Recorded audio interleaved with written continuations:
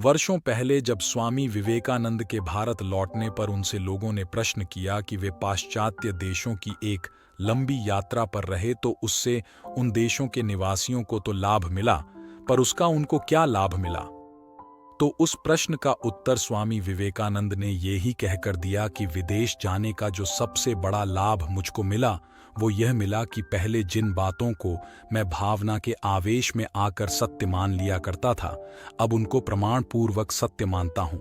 वे बोले, मैं छोटा था तो सभी कहते थे कि भारत एक पवित्र भूमि है, तो मैं भी उस बात को दोहराया करता था, पर अब मैं इतने वर्षों तक मातृभूमि से दूर रहा हूं तो इस बात को और ज्यादा गहरे विश्वास के साथ कह सकता हूं कि यह बात पूरी तरह से सत्य है।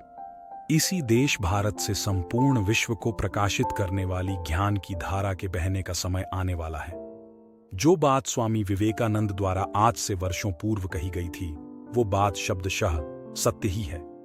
यदि इस देश की धरती से योग की, तप की, ध्यान की, ज्ञान की, दर्शन की और दिव्यता की धाराएं न बही होतीं, तो संभवतया उस मानवीय मेधा का जन्म ही न हो पाया होता जिसके ऊपर आज मनुष्य इतना गौरवान्वित होता दिखाई पड़ता है। इस संपूर्ण विश्व को संस्कृति व सभ्यता का उपहार यदि किसी एक देश से मिला है तो वो निश्चित रूप से भारत की धरती से मिला है। भारत सच पूछा जाए तो एक देश मात्र का नाम नहीं है, बल्कि एक संस्कृति का नाम भी है। एक ऐसी संस्कृति का नाम है जहां से मानवीय उत्कृष्टता का उदय हुआ है।